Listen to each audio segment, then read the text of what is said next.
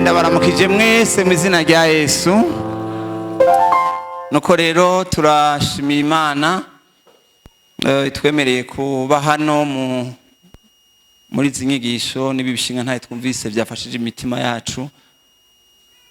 Ngira murumva ko Imana ariyo gushima. Ngira mwumvise ko Yesu avura ibikomere. Imana ishimwe. Kumva ko mwumvise bene data baciye hano ibintu bavuze baciyemwo, mukaba mubona uko bameze. Ngira murabona ko bijya atari imiti yo kwa muganga. Niyo muntu imiti yo kwa muganga yobagira kurya.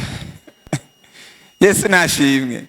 Igituma mvuze ibi bintu n'ukubera mu nyigisho nk'izi bamwe barikora ku bwenge ngo bwokiza abantu, abapsikologe bakagerageza batereka turabe, ariko murashaka kumenya neza ko ni Yesu wenyine ashobora gushikira umutima w'umuntu. Yesu nashimwe. Yesu nashimwe.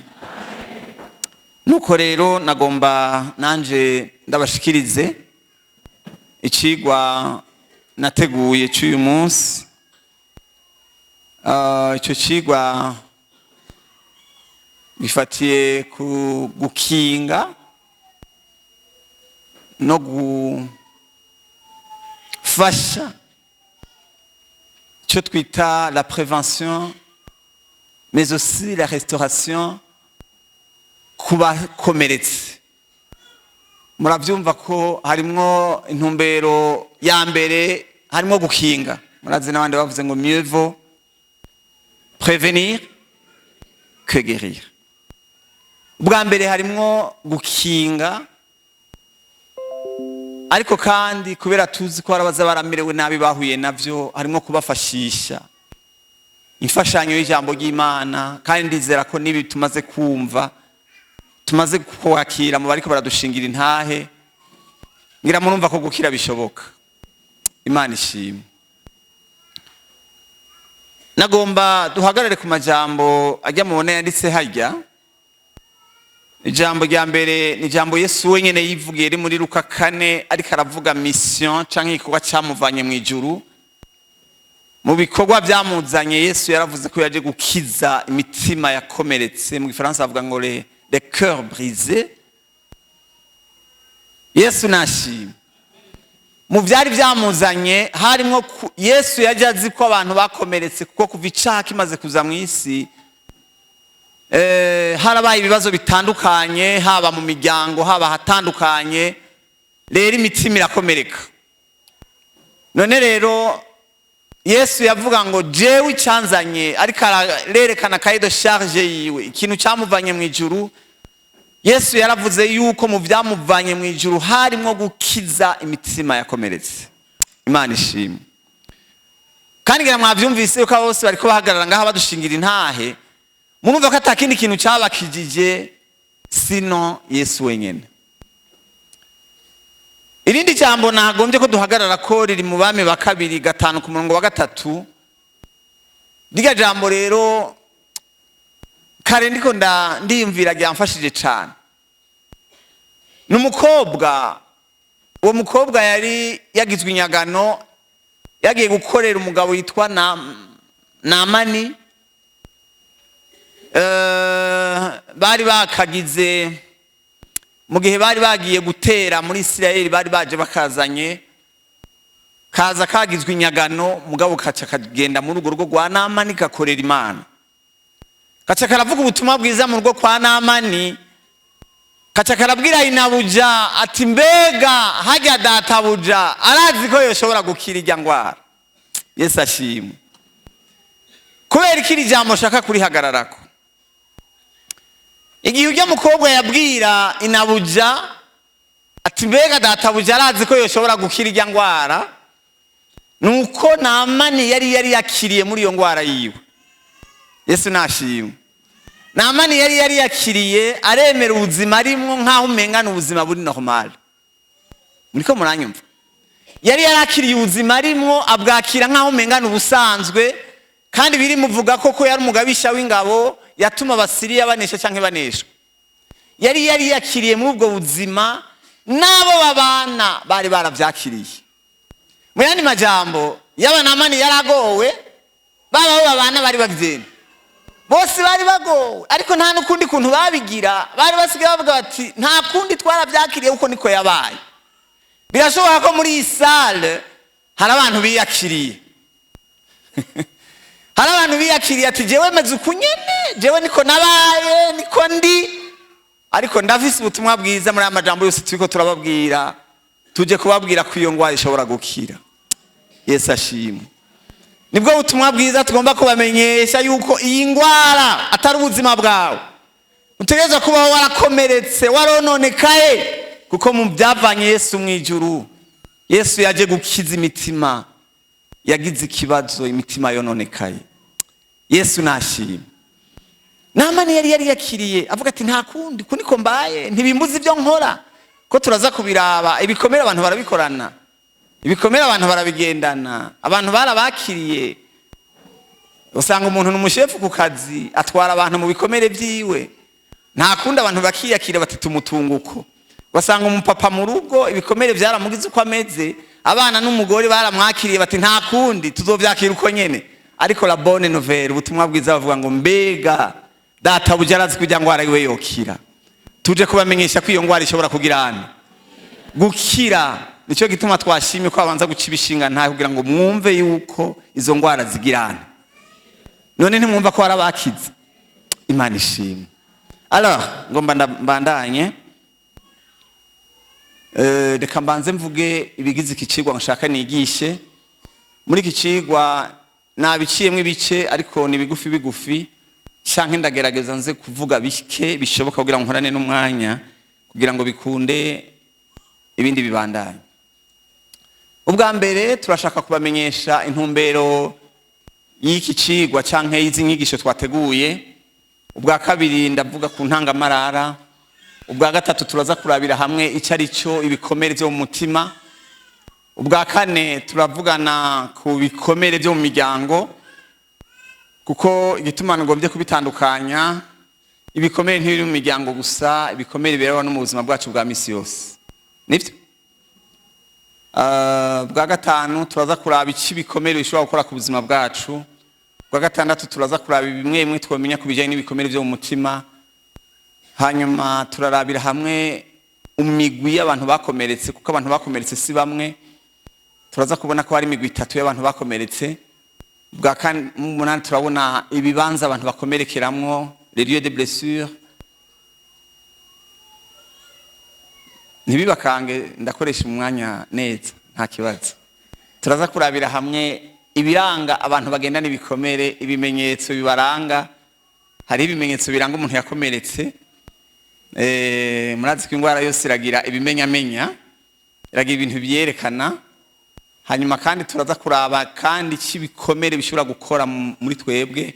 Hanyuma turaza kuraba inyifato mbi abantu bagira bafise ibikomere, kuko abantu bagendana ibikomere mugabo bakagira inyifato kanaka yo kutemera, ntibabe sincere, ntibavugisha ukuri, bagaca bagira inyifato kanaka. Turaza kuraba n'inyifato mbi z'abavyeyi zituma abana bakomereka. Inyifato mbi abavyeyi bagira bigatuma abana bakomereka. Mwumvise aba bantu bavuye ngaha bariko baratubwira ibyababaye ko burya nuko Yesu yabavuye bari barakomeretse. Mwumvise abavyeyi ngene bari baritwaye, mwaravyumvise. Turaza kubona ko ibikomera abana benshi bagize byavuye ku mubano mubi w'abavyeyi. Mubano mubi w'abavyeyi wubaka ibikomere mu bana. Turabona kandi icyo twita les principaux styles d'attachement. Biga bintu bituba ko mu buto bwacu birasa ibintu vyubaka muri twebwe, akaba ari byo bituma twitwara uko twitwara tumaze gukuba dukuze. Hari abantu bibaza ngo uko bameze niko Imana yabaremye, ariko siko. Bibiliya ivuga ngo igihe yarema yavuze ngo ibintu byose yabonye ari byiza. Abantu bavuga ngo je Imana yandemye ukuri, hakubesha ntiyakuremye uko, nibyakubayeko, nibyagushikiye, byakugize uko umeze, ubundi Imana yakuremye uri umuntu mwiza. Yesu nashimwe. hanyuma turabona ibihe umwana akomerekeramo mu muryango, hanyuma n'amakosa abavyeyi bakora. Ndihuse, mbega intumbero y'iki cigwa ni iki? Ubwa mbere nkuko nabibabwiye, intumbero y'iki cigwa turagomba ubwa mbere gukinga iki? Turagomba gukinga. Iki nico kintu ca mbere tugomba guherako. Turashaka kubabwira yuko hakuja kuvura bakomeretse, tugomba kubikinga. Kandi kubikinga ubwa mbere nuko tubamenyesha ibishobora gutuma abantu bakomereka. Yesu nashimwe. Ubwa kabiri tugomba kuremesha umuntu wese yakomeretse. Ubwa mbere kwemera ukwari. Ndasubiyemo iki kintu, kwemera ukwari ko yakomeretse. Mureke kwigira beza kandi mwarononekaye. Yesu nadufasha. Umuntu yemere ko yakomeretse kandi yemere ingaruka byamugize ko mbi ku buzima bwiwe no mu kibano mu babana, kandi yizere ko ashobora gukira, arondere ku Mana umuti wotuma akira. Intumbero ya kabiri. Intumbero ya gatatu, turashaka kwereka imiryango uruhara rw'umuryango mu kuroranirwa canke mu kumererwa nabi kw'abana. Umuryango urashobora gutuma abana bamererwa nabi canke bamererwa neza. Turabona yuko abatari bakera plupart des criminels nabajya abantu mubona mwibarabara, abasampara twirwa turabona hajya mwibarabara, bajya abantu mwirwa murabona bafite ibibazo bitandukanye mwibarabara, mbere usanga ari menace bigaruka kuri twebwe. N'amakosa yabereye mu muryango umwe, mugabo twese turiko turabiriha. Kandi ayo makosa yabereye mu muryango umwe, mugabo twese tutera societe irikirariha ibyagizeni ibyabaye. Bajya abantu mwirwa murabona mwibarabara, ibisuma, abicanyi bakora bya bindi sibo babigize, ahanini baguye mu ngaruka z'ibyabereye mu miryango babayemo. Yesu nadufasha. Kubera iki bishika ko hari imiryango itashoboye gukora icyo yari ijejwe, abana bakavuka, bamwe bakavuka kubera iki? Bafashwe ku nguvu. Ugasanga umwana yavutse kubera umukobwa yafashwe ku nguvu canke uwundi wese yafashwe ku nguvu. Abandi baratawe. Ndahanura abantu, turababwira ngo ne devenez jamais père sans être mari de quelqu'un. Ntimukavyara abana, abo bana batagira aho bitirirwa. Mbega murazi ko bibaho? Umwana akavuka mugabo atagira ahantu yitirirwa. Tuirwa turabibona bariko barabaza kazibaza ati mbega se ninde? Ngo père inconnu. Ntimubizi ko bibaho? Père inconnu. Abo bana byagenze gute? Ababavyaye ntibagomba kubavuga. Ne devenez jamais, muravyumva? Ne devenez jamais père sans être mari de quelqu'un. Ne devenez jamais mère sans être épouse de quelqu'un. Kuko ibyo twirwa turabibona. Abana bakurana ibibazo bikomeye. Yesu nadufasha. La société sera heureuse ou malheureuse. Igihugu cyacu canke aho tubaye hazomererwa neza canke hazomererwa nabi bivanye n'ibintu imiryango yagiye irubaka muri twebwe. Yesu nashimwe. Turagomba ko abantu bamenya kubera ko abantu bafise inyifato kanaka. Nababwiye yuko abantu kenshi baza ngo niko Imana yabaremye, ariko siko yabaremye. Hari ibintu byababaye ko bituma mumera uko mumeze, bituma muhinduka uko mumeze. Usanga warabaye ukuntu kibaza ngo niko waremwe, siko waremwe, nivyakubayeko. Turabire hamwe ingaruka z'ibyo bikomere mu mitima, ibikomere bitakize. Ubwa mbere ku buzima bwacu bw'impwemu, ku buzima bwacu bw'umubiri, mu kibano, kandi no kuri kazoza kacu kucimana twitezeko. Yesu nadufasha. Turaza kurabira hamwe iki bikomere bikora ku bandi, cyane cyane bikomere mu bana. Ibyo bintu murakwirumba ukimenya. Yesu nadufasha. Ikindwi turagomba kubumvisha kugira ngo Imana ibafashe, ibashoboze kumenya kugera abantu bagize bakomeretse. Mumenye ngene mu batunga. Yesu nashimwe. Iyo turiko turigisha ugwaruka turakunda kubabwira ngo ijya periode ya fiançailles icarana mumenyane. Umenye uwo muntu mugiye kubana mbega ninde. Sinzi ko muri ko muranyumva. Le plus uva abantu babana batazinanye. Bashyitse muri ya phase yitwa phase de confrontation. Umwe akanga ati kuniko wari umeze. Nawe ni ibintu yaje ameze uko si bishasha yadukanye gusa ntimigeze muronka umwanya ngo mwicarane mu yago umenye aho yajya ava ubuzima yabayemwo hanyuma ngo umenye ingene umutunga. Bibiliya tubwira abantu babiri, Abigayili nande na Nabali. Abigayili yari umugore azi kugera umugabo w'igipfu. None birasika bivuga. Yari kigogi, umugabo yononekaye, ariko Abigayili kubera ubwenge yari afise yarashoboye gutabara urugo. Ndagomba mbwira imiryango iri ngaha, urashobora gutabara urugo rwawe naho undi byo byaragoranye. C'est vrai. Birashoboka ko urugo rwawe rutabagwa kubera iki? Ubwenge. Imana ishimwe. Ahandi Bibiliya tubwira umuntu yitwa Isaka, igihe yajya kubana na Rebeka, Isaka yari afise ibikomere byinshi, ariko hari umurongo nkunda uvuga ngo amwirura muki mu mibabaro yose yari afise. Amen. Turifuza kubabwira yuko umubano wagomba kuba umubano wo gufashanya. Uwaje yarakomeretse mugenzi we akagirana akamwirura, ntucubandanye ufyonda. Ubundi yari yaje, sinzi batubwiye ati nagiye mu rugo nziko kubera nagize ikibazo ntaronse abavyeyi banyitwararika, nkagira ngo umugabo nzoronka ni wazoca binkorera, ahubwo nsanga nawe aje guhuhura. Yesu nadufashe. Twagomba kubabwira ngo byari byiza yuko mu miryango mugenzawe ujya muntu Imana yaguhaye ko mwicarana ngo mubane umubere umuti, nimba atari byo ataronse mu muryango yakuriyemwo abikuri wawe. Imana ishimwe. Ariko nimpaka nawe ubu bifise kambandanye. Icy'umunani, intumbero y'iki cigwa cyangwa izi nyigisho, turashaka yuko abantu bamenya ko kahise kabo atari ugwitwazo wo kwitwara nabi. J'insiste là. Hari abantu kubera ibyamubaye ko kugira ngo shangu je narashishwe. Nivyo. Ngo ntuzi byo naciyemwo, ntuzi byambaye ko. No, si ugwitwazo. Nibikwiye guhindura ibyatubaye ko ugwitwazo wo gukora iki. Ko murabyumva? Ntihagira umuntu yitwaza ibyamubaye ko ngo yavuga ngo ntibitangaje ngo kubona ameze uku, ngo naje byaragize naje byarangoye. Yesu nadufashe. Nibikwiye kuba ugwitwazo. Ngira mwumvise abana bavuye ngaha intahe badushingiye. Mbega iyo babigira ugwitwazo aho twari kubakira. Oya nimwiyumvire, iyo babigira ugwitwazo twari kubakira. Ariko hariho ibyatubaye ko si ugwitwazo. Ibyatubaye ko ntibishobora gutangira umugambi w'Imana ku buzima bwacu. Amen.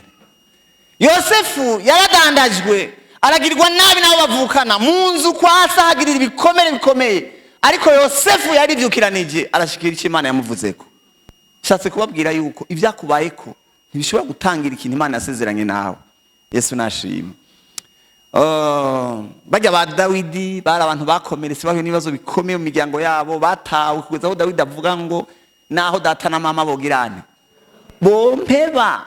None ujya muntu mwumva ko yari yaratawe, none yari kubigira ugwitwazo nawe nyene ati reka nanje.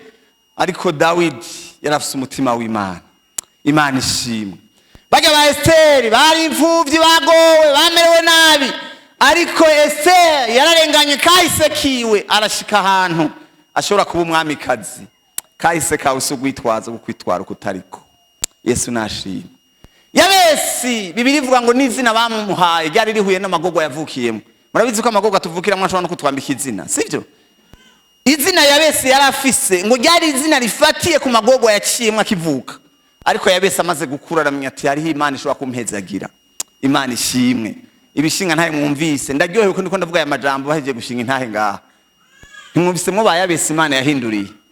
Imana ishimwe. Murumva ko inyuma y'ibyababaye ko hashobora kuba ubuzima bwiza mu nyuma. Yesu nashimwe. Iki cyenda turifuza yuko kubumvisha mw'abantu muri ngaho ko mwavyumvise, kugira abantu bakiri bikomere si uruhara rw'Imana gusa, ari uruhara rwacu natwe. Mbega muri ko muranyumva? Mwumvise Sperine yababwiye kugira abameze kurya hari umuryango wabikoze, sivyo? Hari umuryango wamwakiriye uramurera, ntibamufata nk'umukozi aje guca amafaranga, bamutunga nk'umwana. Nivyo? mwumvise na Darlene intahe yadushingiye nawe nyene si Imana gusa hari uruhara rwacu. Mwabantu muri ngaha ndagomba ko mwese mwumva yuko nimba tuvuga ngo Imana ikiza abantu ukuboko kw'Imana izokoresha twebwe. Foko mwumva ko hari abantu bakeneye gutabagwa biciye kuri twebwe. Nivyo bakeneye gutabagwa bivuye erega hari umuntu avuga ngo nuguru yiwanje wabugize. Avuga ati nuguru yiwanje wabukeye ivyo by'abandi ntugirene. Ugasanga iwabo barajya bagasesa mugabo mwene wabo bavukana atagira icajya. Naco uri kurafasha. Turagomba yuko abantu bamenya ko nabo bagomba kubibikoresha. Umuntu mwegeze kumbarira umunsi umwe ati iyo batwatahurira ijambo ati nta mfuvyi ziba ziriho mwisi. Ni kuvuga imfuvyi zose zoronsa bazakira zikaronka bazifasha kuko ari abantu bamerewe neza. Yesu nashimwe. Muri ko manasoma igitabo cya Esther hajya kabiri ku murongo w'indwi. Esther murazi ko yaragoka bura bavye kamerwa nabi ariko kugira ngo Esther ategurwa mu mwamikazi hari undi yagize uruhara ni Moridekayi bivuga ngo yamwakiriye ngo amurera nk'iki ngo nk'umwana wiwe.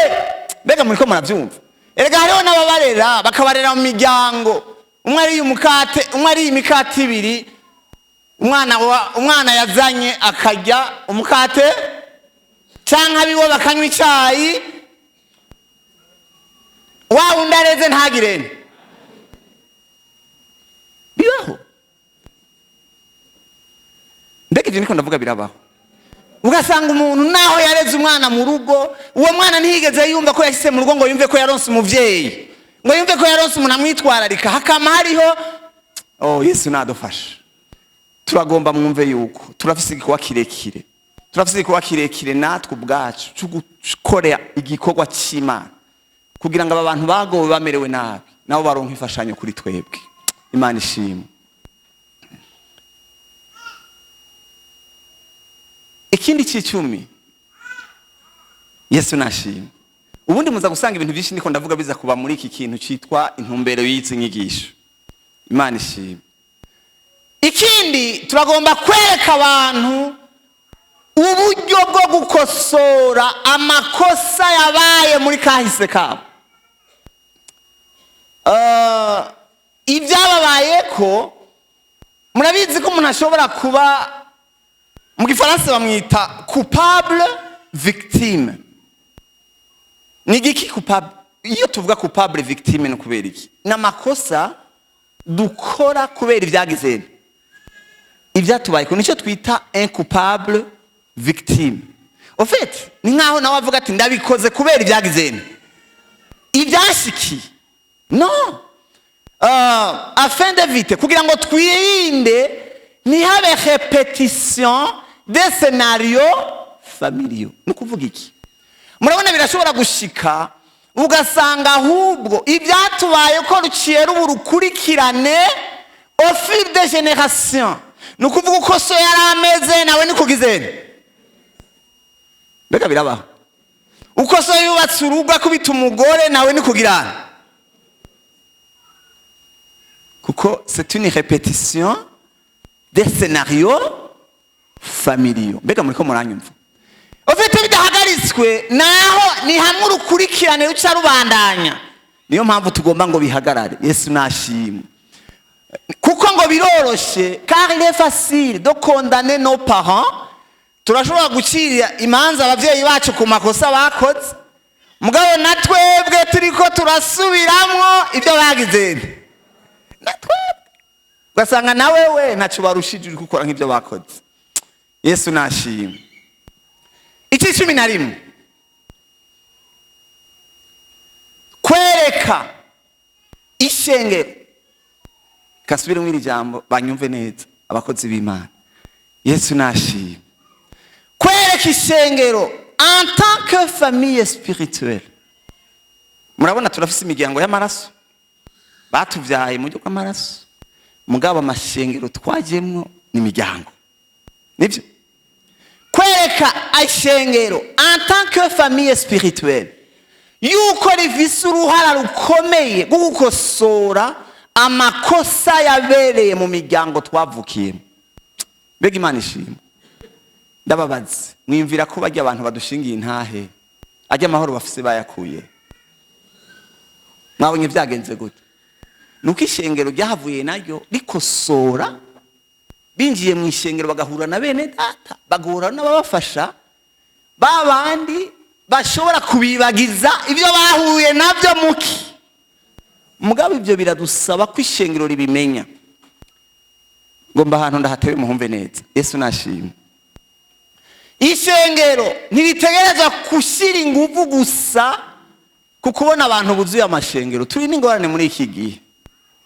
Tubonye ibitigiri byaduze byagwiriye, duca tuvuga ko ishengero riko riratera imbere. Mugabo mumbabarire gato mbaze iki kibazo. Mbega abantu mutunze murabazi ko dushobora gusanga mu mashengero dutunze indembe, abantu baza mu rusengero pour se soulager, avuga ati ninava ntaha. Mbega murabyumva? Erega hari abantu baza ngaha mu rusengero kugira ngo baraba ahantu baba baririrwa akayaga kagirene. Avuga ati s'il vous plaît ntahe nza kubigenza gute ninataha. Mugabo tugaca tubaha abantu tubona ngo abantu ni benshi mu ishengero ngo Imana igirene. Bakozi b'Imana turabasabye muje muri aba bantu mumenye ubuzima babayemo. Murashobora gusanga mutunze indembe zitonda mu rusengero. Nukuri abantu ivyizigiro gusa bafise ariko uzoshika mu ijuru. Ivyo mu isi baragizene barahevye, aheza nihe? Nukuri turashobora gusanga dutunze abantu nk'abo basigaye baririmba kakaririmbo ngo aheza mu ijuru. Ibyo mu isi twarahevye, ibi simfuye kubivuga. Naravuganye n'abantu aho usanga abantu akubwira ati jewe ubuzima bwo kwisi umunezero narawuhombye ntawo nkironka, ndindiriye ko Imana izontwara mu ijuru. Ikibazo no kumenya eske n'iryo juru ryo ryadorihambya gutago uko nyene birashoboka byo. Mugabo ndagomba mu vyumve turafise ikibazo gikomeye cyo kubona abantu buzuye ngo ishengero ryaragwiriye. Mbega abantu muraza bari ko dutunze indembe.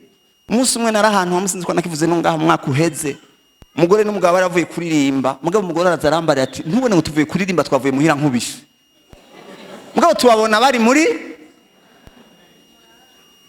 Chorale. Ubuzima babayemwo abantu basigaye baza mu rusengero nka drogue y'ukwibagira ibiriko birabera he. Nk'abantu baje gufata akantu kugira ngo bidroge basi bibagira ibibera mu miryango, ariko ntimuba mu rusengero apukaye tumuraza kugirana. None gyantu muza gutaha kugira murara ngaha. Ariko pourtant hari umuntu ariko aribaza ati mbega basha ntahaye ko ngaha byari bimeze neza. Igituma ndiko ndavuga ya majambo, bakozi b'Imana subiramo murabe. Yesu nashimye. Jamwa murabe munkundire sinoreka gusoma amajambo amwe. Yesu nashimye. Bibiliya iratubwira hariya muri Luka, nivyo igice c'10 haratubwira umuntu yari yaguye ku nzira yakomeretse. Ikintu cyambabaje ngo umuherezi yaciye karagirana, ngira yavuga ati ndacerewe ibikorwa by'uno munsi, ngo yaraciye iruhande aragirana. Bon, n'imico yindi yari isanzwe murazi ko abaherezi batakora ko, ngo aciye iruhande aragirana. Umurewi nawe nyine ngo aciye iruhande aragirana. Ndafise ubwoba ko tuzova dusanga hari ibintu turiko turarengana, turiko turacira iruhande abantu baragowe. Yesu adufasha. Yesu nashimye. Ibibera mu miryango birakomeye. Twe tukabona abantu batonda mu rusengero. Sinigeze kubabwira ahantu hamwe umugabo yari karigisha avuga ubutumwa, umugore nawe ngo ari karashishitira umwana ari kararira, amuhoza buke buke, umuvuga ngo ihorere mwananje ngo abatazi so bamwumvirize.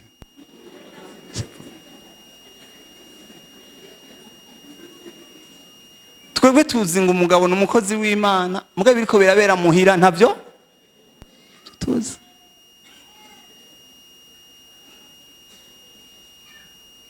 Murajya amajambo ndabasabye noba nkozi ko tutasomye amajambo.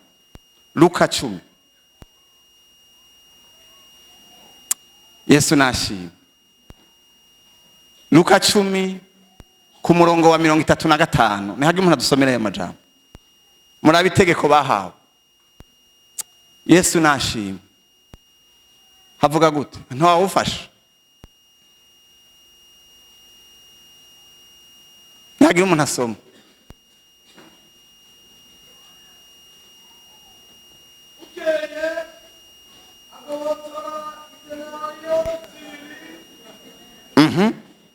Bandanya.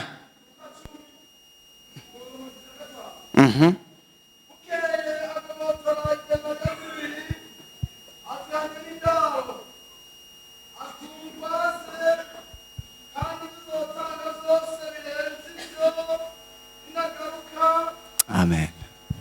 Nagomba uyu murongo uvuga ngo ugirene. Urakoze cyane Yesu aguhezagire. Nagomba uyu murongo uvuga ngo ugirene. Oya subiramwo ugirene. Bakozi b'Imana nimugwaza aba bantu. Yavuze ati ugirene. N'umutungo kwari ngufe kumureka uko girane. Umugwazi. Ukari ninagaruka. Amen. Ishengero murafise akazi karekare ko kukugwaza abagize abakomeretse. Yesu nashi. Ikambandanye. Nyirahanyene kwereka abakozi b'Imana yuko umuryango ariko shengero rya mbere bategereza kwitwararika. Kuko hariho bamwe bahevye imiryango abandi ntibayihe umwanya kubera ibikorwa vyitwa ibyahehe. Ivyo ku rusengero hari ngo twita couple église. Cyo kigo nazanye no munsi cy'ingo imiryango yahehe. Imiryango yo ku rusengero. Kandi abantu baragoye gufasha kukumenga barakunda Imana. Baragoye gufasha kuko batonda mu rusengero kuva mu gitondo gushika saa 4 z'ijoro niyari ntazi ko umwana yariye ntazi ngene umwana yiriwe ibyo ntabyazi ashika shima Imana ati ndagushimiye Imana ko nagukoreye. Nukuri mwabafaso nimwe ndagomba mwumve neza yuko Bibiliya ivuga ngo utitaho umuryango wiwe wasumbwa nabo hanze. Nivyo murambabarira simpaye ndavuga yuko abantu bataronka imihamagaro ngo baje mugabo umwitwarariko mu rugo muugire nawo. Erega hari umuntu aja mu bikorwa hugezaho ni telefone adatelefona n'uwo babana. Gwasanga n'umugore wiwe ntazi umugabo wiyagize. Nzotegera agarutse. Siniko ndababwira ko mugomba kwamayo. Mugabo kameme. Hariho ni en fait burya communication c'est verbale gusa. Murashobora no kuvugana. Ushobora gukoresha ni telefone ukamumenyesha mukaba muri kumwe ariko hari abantu sinzi ko batwawe n'ibikuba by'Imana byinshi byabaye murengera. Kandi by'ukuri birashobora kuva ku kutamenya kubera umuntu ataronse umufasha. Akiyumvira yuko ari karakorera Imana cyane. Murahakwa muri politike ya Farao yabwiye babaga bati ni mugende mwenyine musiga imiryango yanyu. Murazosoma mu kuvayo Farao yababwiye ati ndabemerera ko mugenda mugende mwenyine imiryango yanyu ntigende.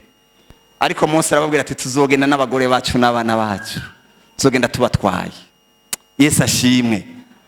Icyo ndashaka mu cyumve. Hari ibintu byinshi byabaye, turaza kubiraba mu bikomera abana bagira.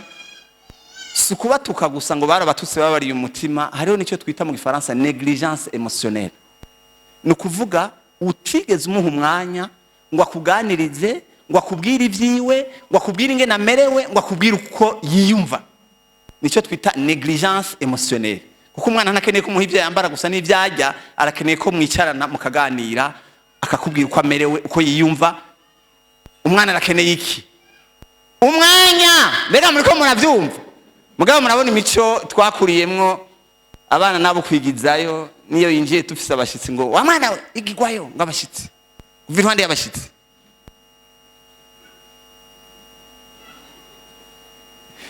Abana nta jambo bafise, ntacyo babazwa.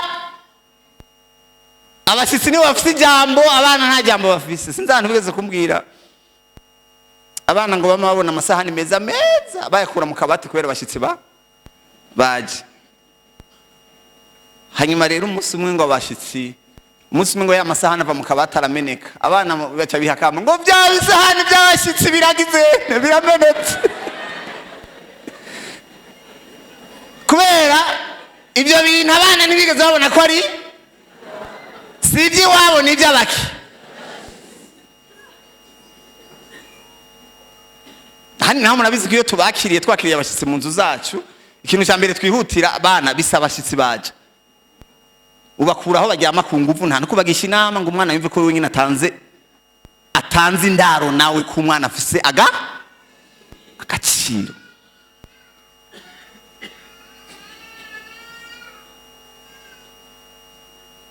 Yesu nashimwe.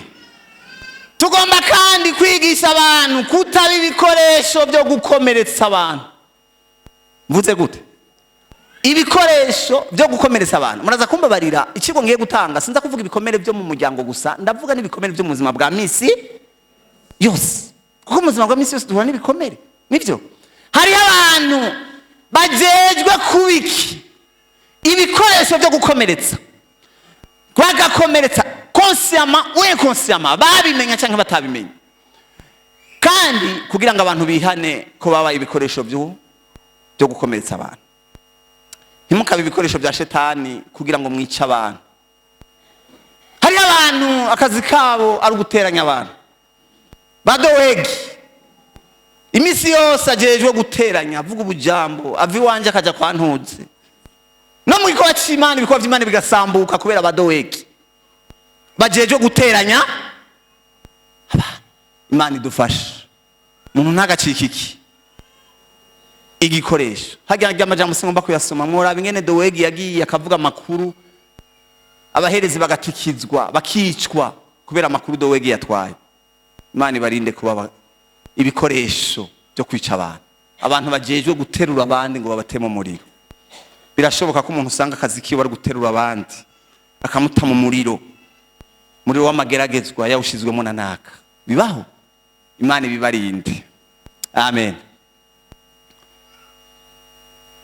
Ikindi turashaka kubwira mwagwaruka muri ngaha, ntimwari mukwiye kuba ibikoresho by'ibikomere by'abavyeyi, kuko murabizi yuko abavyeyi bashobora kugira ibikomere kubera inyifato mbi y'abana.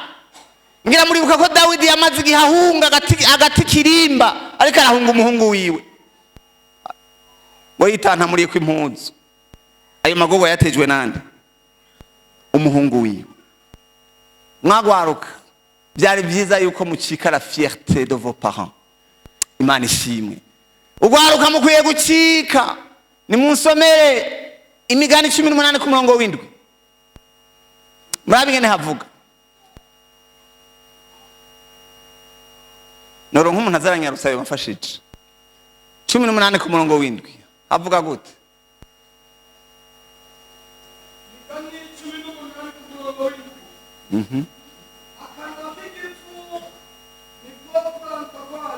Cumi n'umunani ku murongo w'indwi.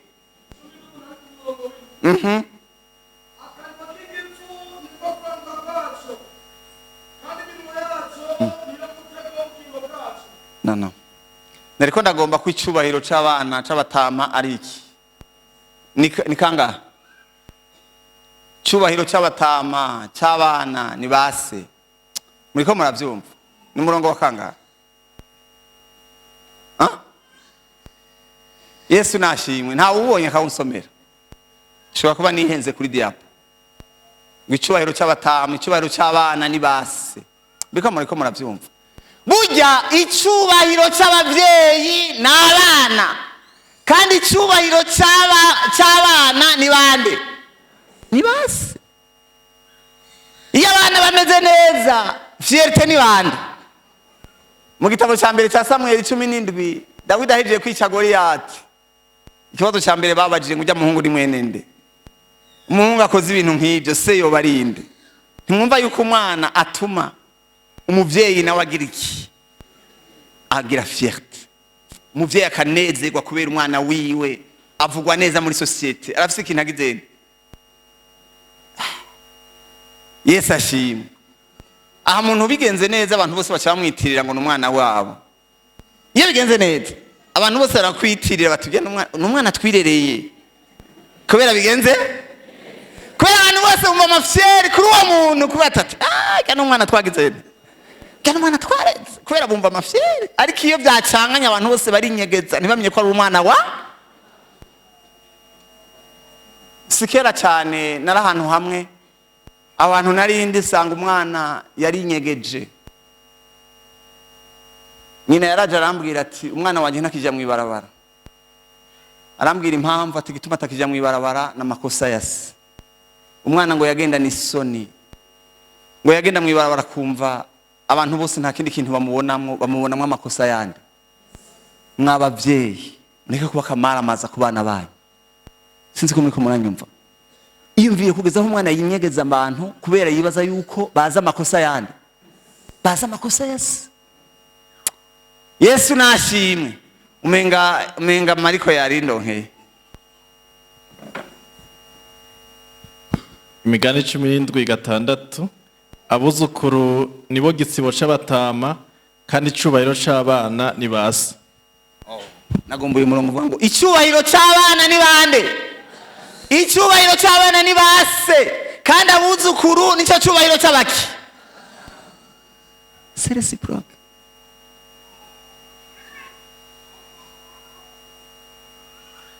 Murabizi yuko binashika abana bakagwa mu makosa y'abavyeyi bakoze.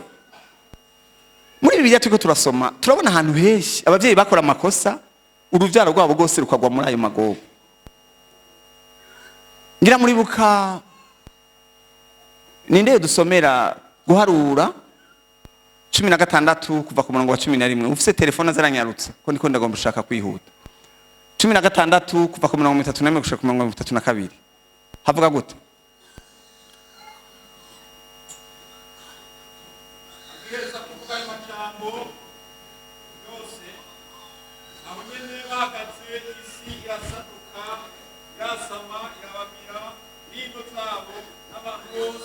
Ibamirana niki nabaki umviriza abo bagabo bari babaye abagarariji mugabo ikintu cambabaje igihano kibaye kubagarariji base mugabo ngo icibamirana niki ningo zabo n'imiryango yabo imiryango icitse victime y'amakosa y'abandi. Mani dufashe Yesu nashimwe reka mbandanye kugira ngo ariko kandi murabizi yuko n'umwana ashobora kumererwa neza kubera se yarameze neza sibyo umwana akagenda akamererwa neza akagirirwa neza bamuhoye canke bariko baramushimira ibyo se yagize. Mu gitabo cya kabiri cya Samweli Dawidi amaze kuba umwami Sawuli amaze gupfa Dawidi yabajije ikibazo kivuga ngo mbega haragasigarira ko mu nzu kwande kwa Sawuli ngo ndamugirire neza kubwande kubwa Yonatani yamugiriye neza kubera iciza Yonatani yagize nte kubera iciza Yonatani yakoze ndababwira igituma. Se wa Yonatani yarindi yari Sawuli yari umugabo mubi ariko umuntu yitwa Yonatani ntiyafatanya na se acagirira neza Dawidi. Iciza yakoze cagiye gusigara kirakorera kubaki ku bana yasize. Mwabavyeyi muri ngaha murakwiye kuzosigaye iritaje nziza ku bana banyu, abana banyu bakazomererwa neza kubera namwe mwari abantu beza. Yumvire gusigara umwana bavuga ngo ujya nyine we yari umurozi kugeza aho abantu baguhunga bakaguhunga baguhoye nde baguhoye mama ngo ujya se we yari umwicanyi w'umugesera. Umwana akagenda yinyegeza nta kindi ari karazira ari kazira amakosa yandi. Imana idufashe.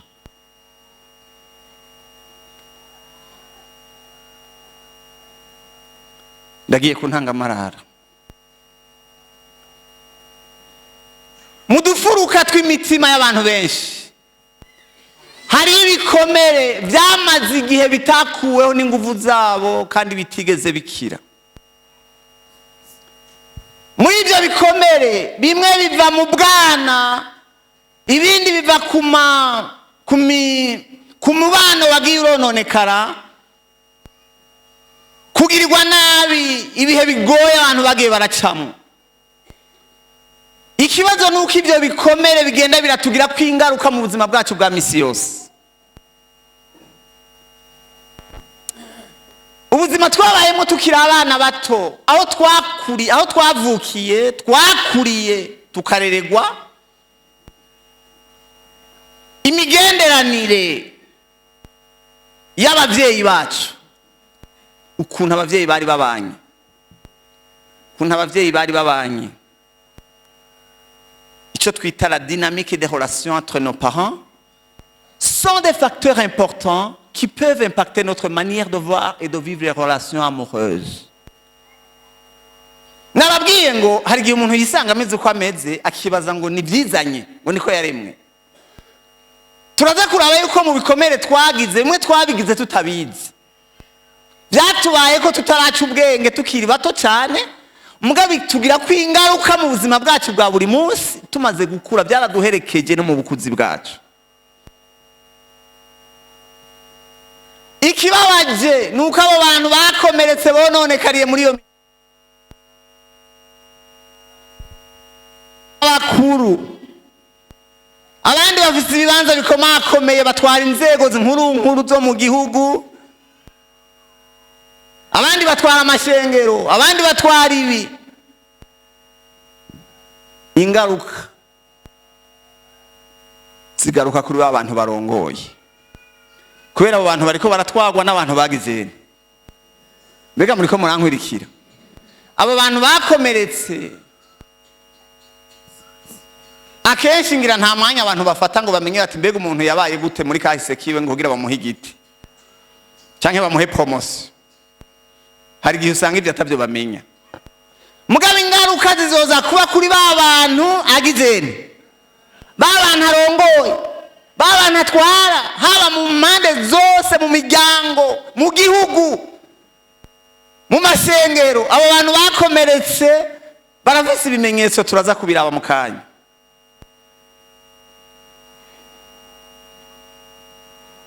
Byaragaragaye ko umuntu wese yakomeretse ntakire ku ruhande rwiwe n'abategeza gukomeretsa abandi, ni itegeko, niko bimeze. Ariko muravyumva mwese, twese dufise kahise gatandukanye kandi twese turafise ibintu twaciyemo bitari byoroshe. Ahantu baza abantu muri kahise kabo bose babayeho borohewe, ngira twese turafise ibintu byatubabaje muri kahise kacu, ariko ibyo ntibitegeza kutubera urwitwazo gukubaho uko tugomba, kuko dufise isezerano yuko ivuga yuko Yesu ashobora kudukiza ibikomere byacu. Mugabo nimba ibyo bikomere kuri bamwe bidashobora guhera, nuko Yesu atararonka ikibanza gikwiye mu buzima bwabo. Yesu nadufashe. Ikibabaje, malheureusement, abantu benshi barize kubana n'ibyo bikomere, barabana neza. Ils ont appris à vivre avec leurs blessures tout en portant des masques. Abantu barize ngene bagenda n'ibikomere bakifuka, bakigira ko ari amahoro kandi atari iki.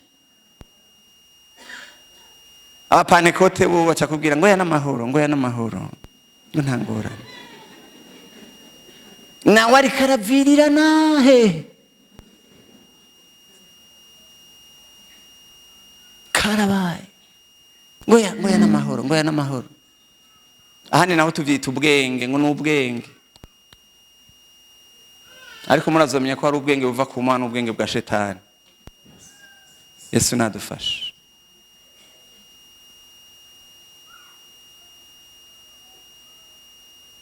Byaragaragaye no mu buvuzi yuko igikomere kitavuwe ngo gikire kitegezwa kuzana infection. Aribyo bituma igikomere kitavuwe bishobora kuzana ingaruka inyuma, turaza kubibona. Bamwe ugasanga barafite n'indwara z'umubiri ziva ku bikomere byo mu mitima bagendana. Ibyo bikomere birazana indwara, izo ndwara nazo ni nk'ama alerte. Ce sont des alertes qui pour montrer qu'il y a quelque chose qui ne va pas bien à l'intérieur. Vyerekana ko indani hari kitagenda neza. Ariko Bibiliya tubwira yuko Imana yacu ni Imana ikiza ibikomere. Yesu nashimwe. Yesu ntiyapfuye kugira ngo yikorere ibyaha byacu gusa, ariko Yesu yishize ku intimba zacu n'imibabaro yacu n'amagogwa yacu.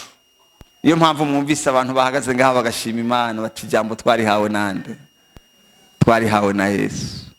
Nta jambo nari kuronka, ntibari gushima Imana kujya kuntu mubona. Baba ari bisuma bigendagenda mu ibarabara. Tuba turara duhagaze kubera abo, ariko Yesu yaraje guhindura ibintu. Je vous invite mwese muri ngaha, nukuri uyu munsi uhe kaze Yesu umutima wawe, ashaka kuvura umutima wawe. Amen.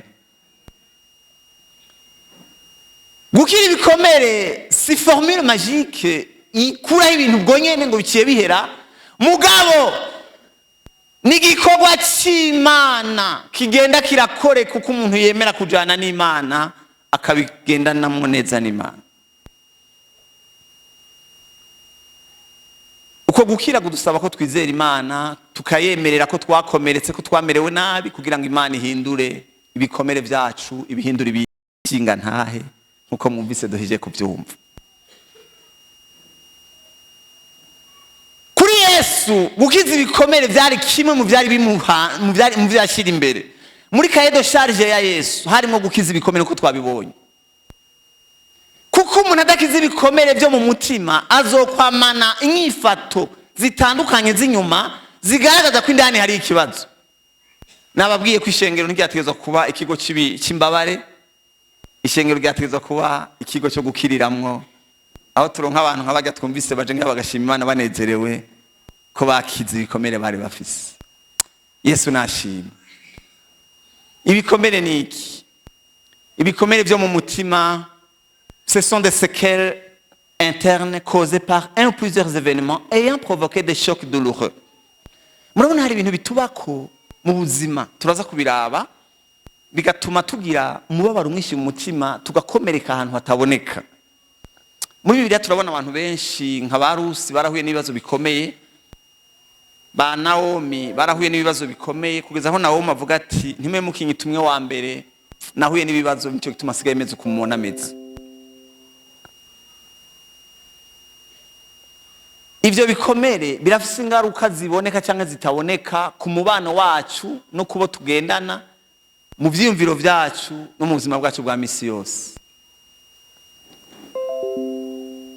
Ibikomere byo mu miryango navyo nyene n'ibikomere bitagaragara twasigiwe. Ndagomba ndababwire ko abavyeyi bacu ntibadusigiye amatungo gusa, badusigiye n'ivyo badukoreye.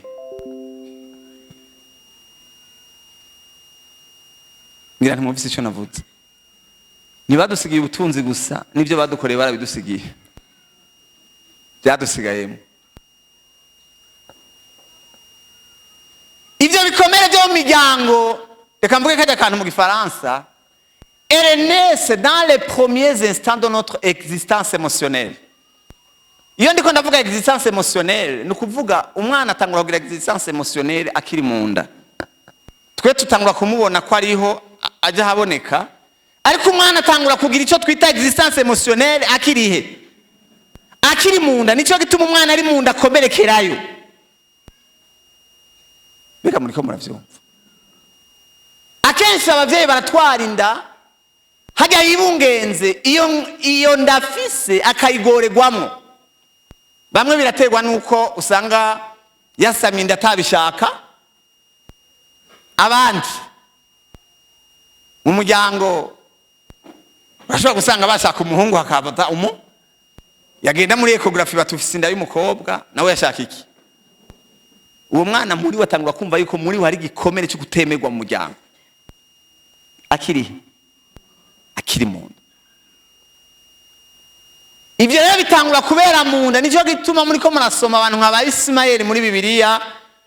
Ismaeli yabaye kujya kubera amagorwa nyina yamugoranywa kimutwaye inda, kugeza yavuze ngo azoca bigikoko cy'inyeshamba azogenda arasita, kubera nawe nyene yaragowe. Ariko kandi turabona ubundi muryango wari umerewe neza. Maria na Elizabeth turabona ko bagiye kuramukanya kubera bari bahiriwe ngo inda zo mu nda yabo nazo zikagirana. Ni kuvuga umunezero w'abavyeyi nyuma wakibishikira n'abana bari ndani.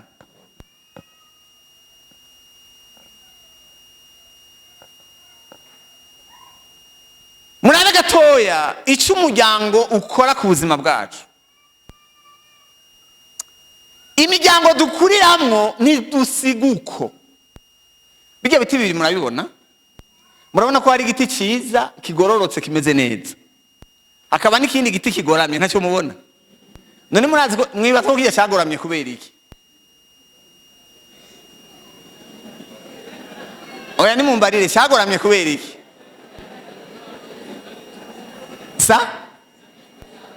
Nukubera hajya ahantu cyakuriye, hajya cyagerageje kwibako kugira ngo kigirene. Mugabo cyarakuze, mugabo kiragizene. Turafise abantu bakuze mugabo bagizene. Abantu barakuze mugabo baragoramye kubera ibintu bahuye navyo. Si wewe ariko Imana ishimwe Yesu ashobora kugorora. Igiti cyari cyaragoramye kikagororoka kubera gakiza. Amen. Murabona bijya biti by'ukuri kijya cyakuriye ahantu heza, murabona ko rosoro ni nziza, mugabo kubera kijya kindi cyakuriye ahantu ku rutare cyigwanako. Hagero kidahuye n'ubundi yo gikosora, kujya kwa aspirine bahuye na Yesu akagirana. Ajya mwimvira ko iyo baguma kujya badahuye na Yesu bari ko bameze gute? Bari ko bameze nka bijya biti byagizene.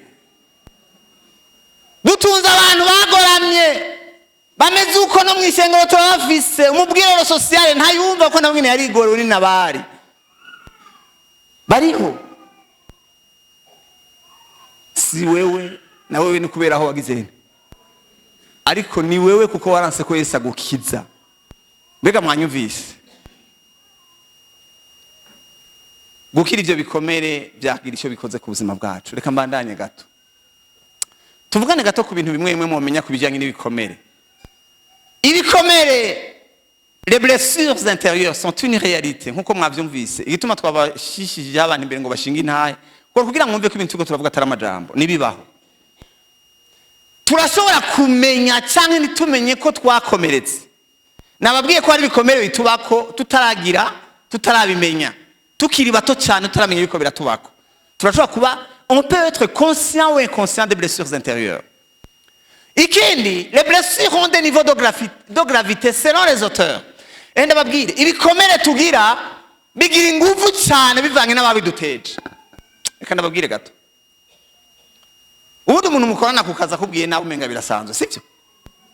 Ariko kubikorerwa n'uwo mubana, umugabo wawe cyangwa umugore wawe, bose bakwishuye nabi, mugabo kuko kibwiwe na wa wundi yari sanse kukugirira neza.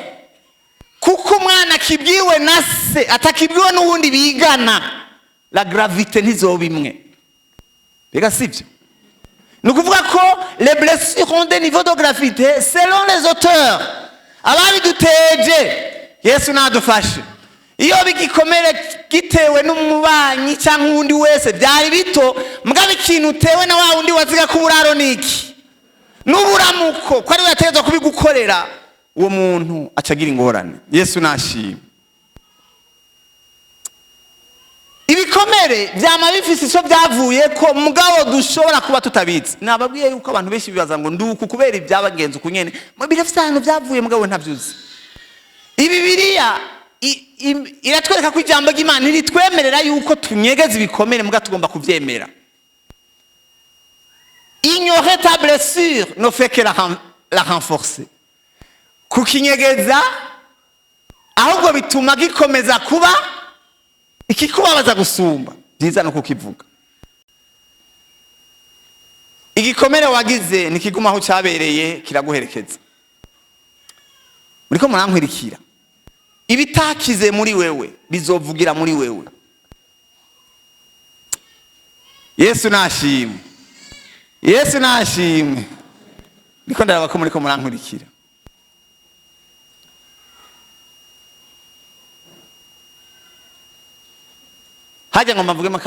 La prise de conscience de son état intérieur est un grand pas vers la guérison. Kumenya ko wakomeretse. Bibiliya ivuga ngo Imana ngwizomuki uko umuntu wese azoba yimenye kwiki ingwara yiwe. Hajya muri Luka 5 ni wa mugore ngo yamubwiye ukuri kose ko mu mutima. Mwabantu muri ngaha uyu munsi muze kugenda muvugishije ukuri kose ko mu mutima. mwemere ko mwabaye nabi mwakomeretse. Reka mbandanye.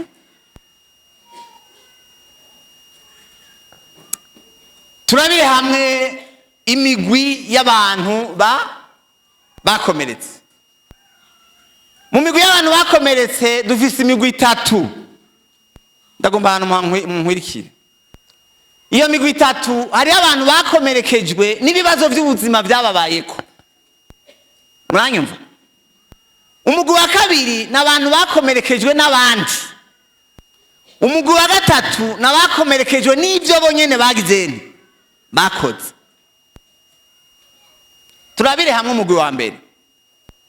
Umugwi wa mbere n'abantu bakomerekejwe n'ibibazo by'ubuzima bahuye navyo, ubukene, kutakaza umuntu waru yagukunda cyangwa umuntu waziga kubura n'uburamuko cyangwa n'ibindi. Murabona Bibiliya tugira abantu bitwa Mefibosheti, abantu bitwa ba Benjamin, Benyamini muri Bibiliya, ba Naomi, ba Yabesi n'abandi.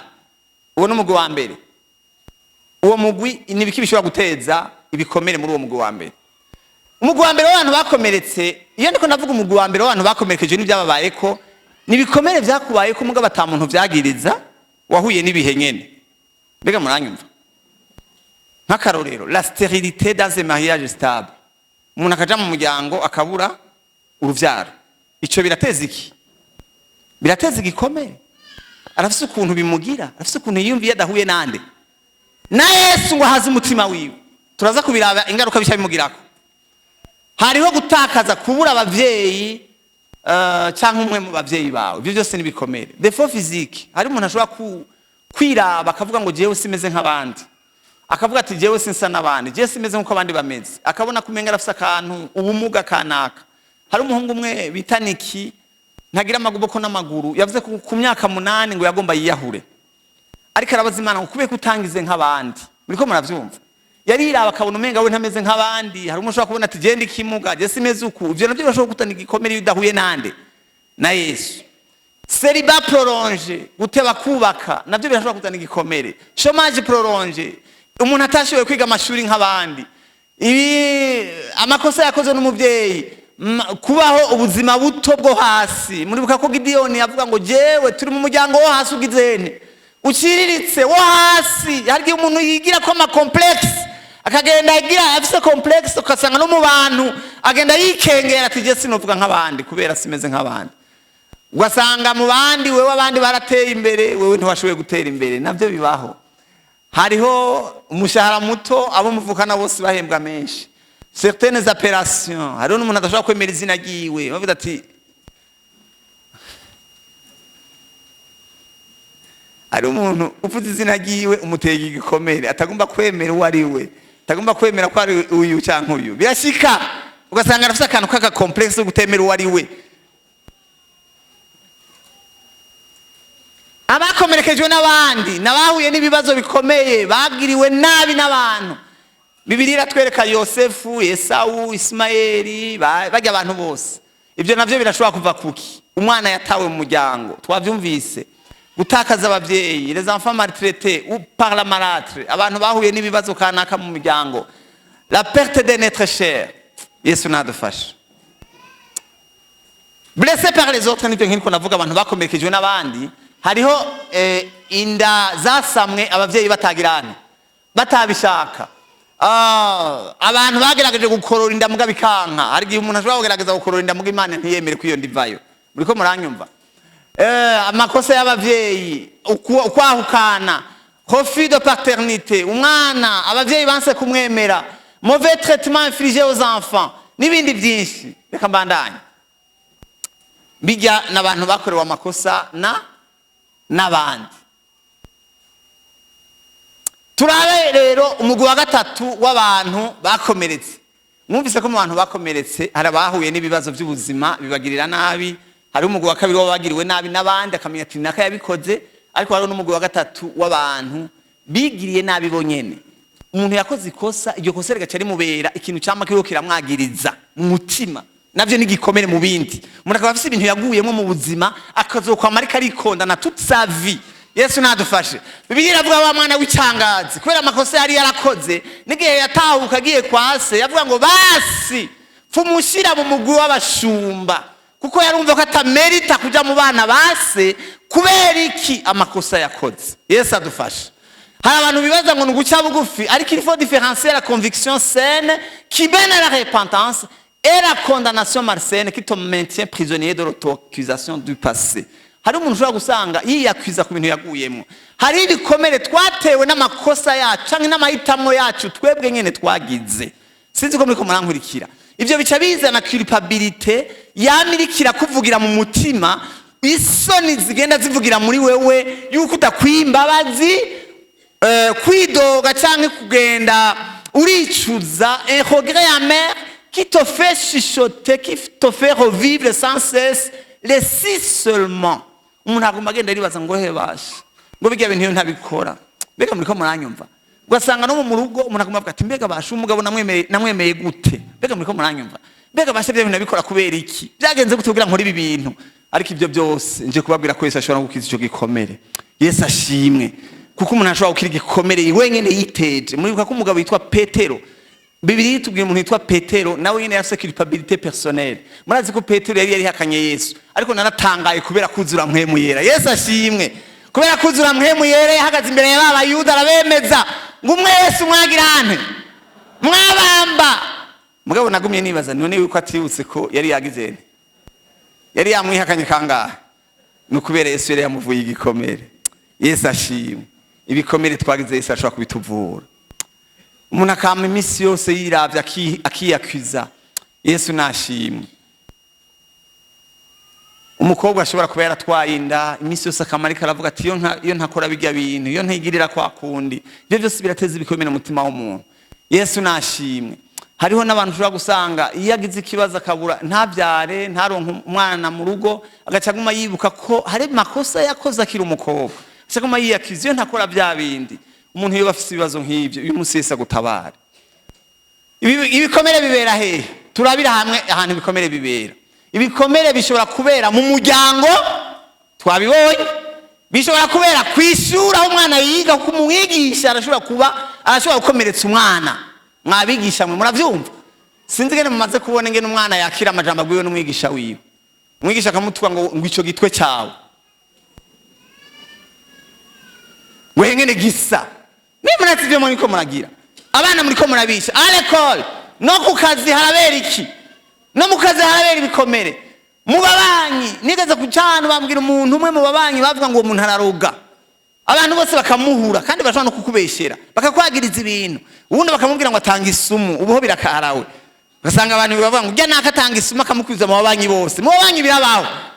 Ibikomere birabera mu kibano. Yesu nadufasha.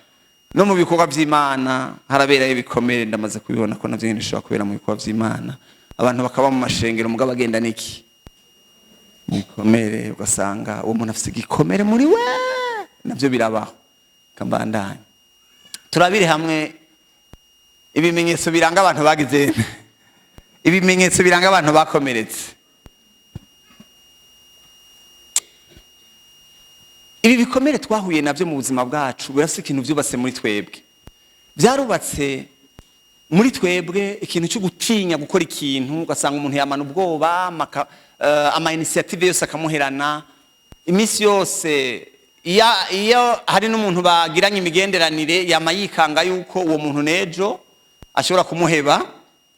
Hari abantu bameze uko kubera umuntu kanaka yigeze kumuhemukira, yama afise ubwoba, arafise icyo bita crise de confiance.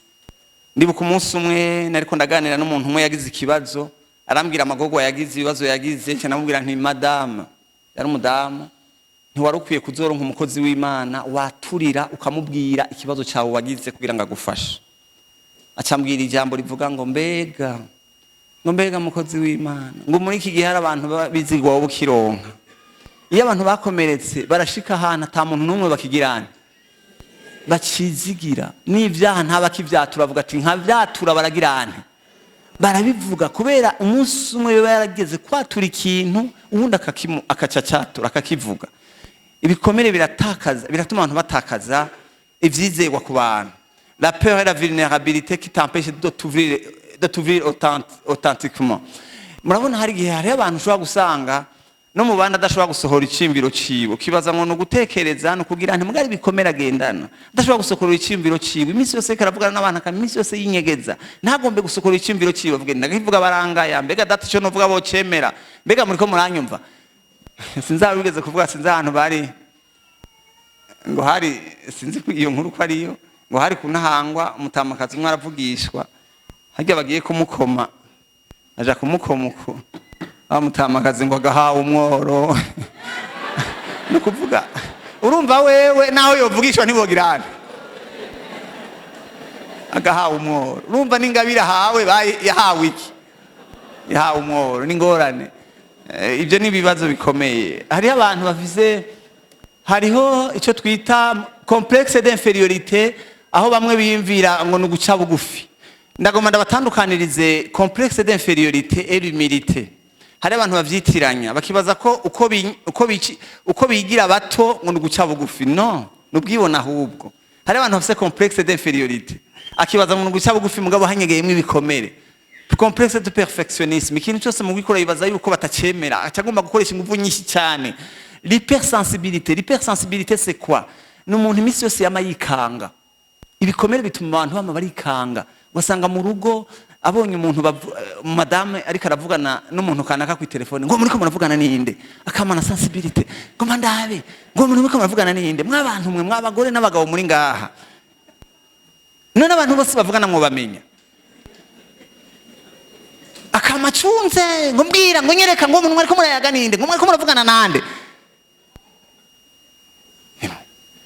jewe wanje yaragowe kweri yo kwa marankurikirana byo mugora tuyaga na beshi kweri Yesu nashimwe ivyo byose bibaho aggressivité abantu bakomeretse niyavuze ikintu nibiraguragu wamuramutsa ngo nikinde warumpaye kimvira vraiment kwishi yuko kabuki urumva buri kindi warumpaye ibyo sibi nibimenyetso byuko umuntu yagize yakomeretse iri jambo aggressif kwahura n'umuntu wamubaza ijambo gize ukumva kwishura ibiraguragu c'est quoi violence criminalité gusanga simfise umwanya kubereka amajambo y'Imana ko tusha duteba ariko ibintu ko ndababwira ibimenyetso amertume des symptômes urumva abantu bagenda niki umubabaro muri we ugasanga arafise umubabaro arafise ibintu byononekaye oh Yesu nadufasha umuntu usanga ari incomandeur d'estime yamagomba ku imisi yose ahabwa iki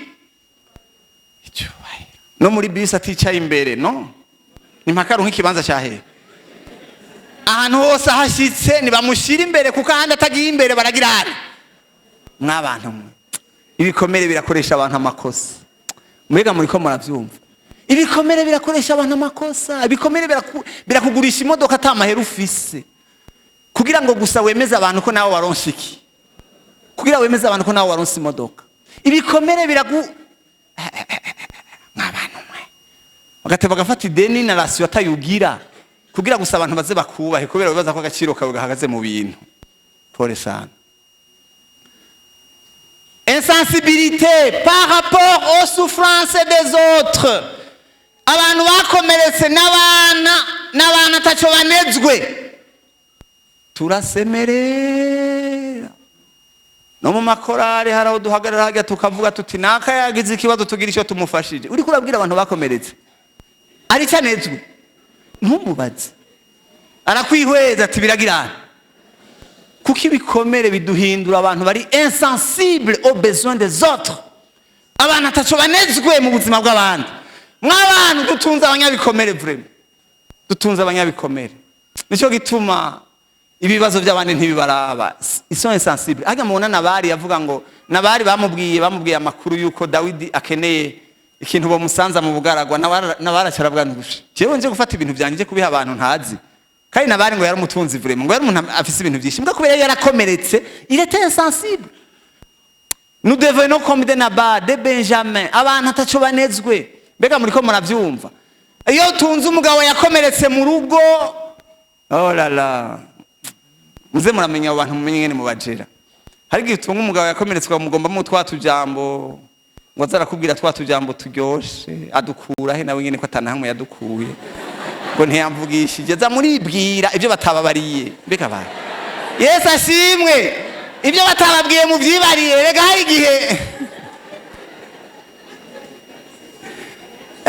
umuronderamwo ibintu nawe nyene ataho yagizeni nawe nyene nawe yabikuye ni ya miryango yakuriramwo bamubwira ko ataca amaze ataca azovamwo nawe umutunzi ubwo ntiwamenye umuntu utunzi ko utunze umugwayi murungike kwa Yesu amukiza muvure icyo mpa data uje akaja kwa Elisa yo mukiza ingwara yiwe Imana ishimwe aba bantu bameze uko n'abantu ataco bababaye ataco banetswe barakomeretse nababwiye rero mu bijyanye n'ibikomere iyo umuntu yakomerekejwe n'uwundi ikintu cya mbere kubwira ko umuntu agenda n'igikomere ni uko ubwa mbere naho uvuga ko uwo wundi afise ikibazo uwo muntu nta gatima na kamwe kadoda ntacyo bimubariye ahubwo anezerwa n'uko uwo wundi nawe amererwa hakaba hari umuntu afise uwo yipfuriza inabi uze wivuze warakomeretse ni ukuri iyo umuntu yakomeretse wa muntu yamukomeretsa iyo hagize ikintu cyiza kimuvugwa ko yatanga kugira kuko de commentaire négatif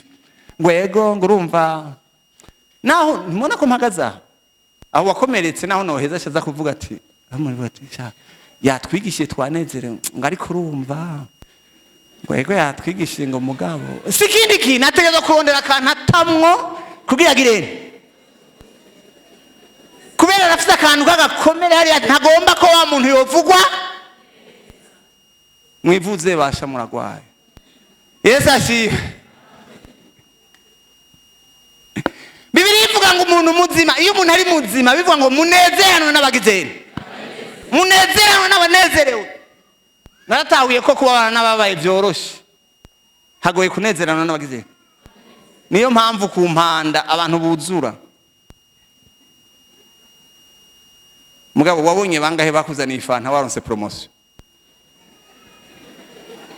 waronse bangahe baje gushima Imana bati Imana ishimwe mwene data Imana yagizeni yo harusanga uwino wega bati ngo abandi bo ntutsewe ngo abandi bo bararonka nibiki tu abantu bazima mwene data hezagiwe natwe turagirana natwe turaniziko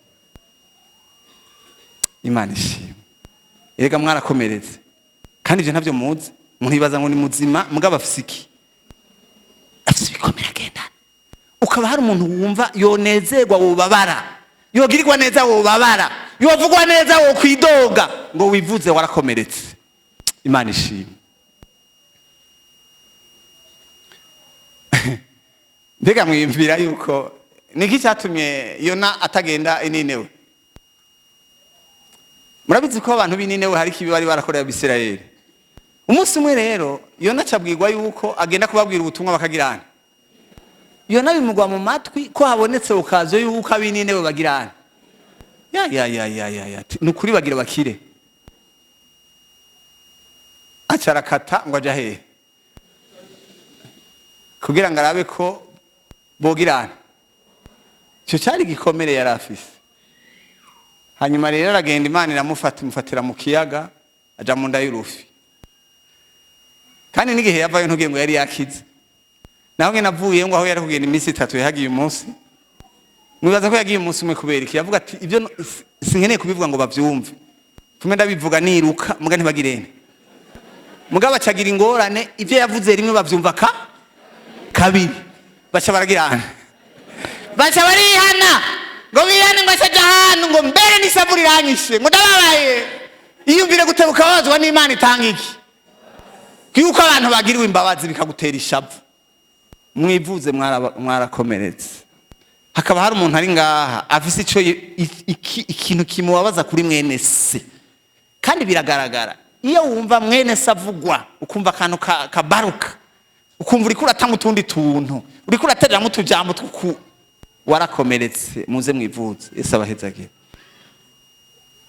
abantu bakomeretse bakunda kwishira kure y'abandi sometrareka Yesu nadufashe murabona umuntu yitwa Mefibosheti ngo yaciye kwinyegeza ahantu iro de bar Hagari yaciye ahunga iyo abantu bakomeretse n'umubano urahagarara abantu bagatandukana ndababwiza ukuri ibikomere biratandukanye ingo ibikomere biratuma abantu bahukana Yesu nadufashe se renfermer sur soi bigatuma umuntu acagira icyo bita constipation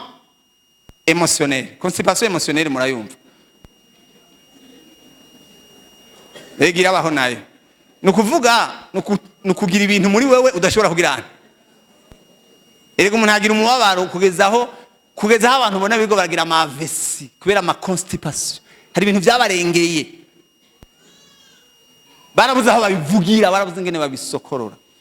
Abivuge niyo tuba turi mu masengesho abantu bakomeretse umutwe wawe ntazopfa uvuze. Awuvuge bamwumve. Niko ntibaza ko abantu bamukunda, yibaza ko nkabivuga gasha basigera baritwengera. Ndabivuga basigera baritwengera gacha yinyegeza kabigenda na wenyine atereka basinzo bitwara nyine twe na Yesu. Namwe na Yesu, mwe na Yesu, Yesu ari kumwe n'abandi. Yesu nashimwe. Ibikomere biratuma habaho icyo twita rupture de communication. Igihe cyose hari ibikomere hariho guhagarika ibiganiro, abantu ntibasubira kuvugana.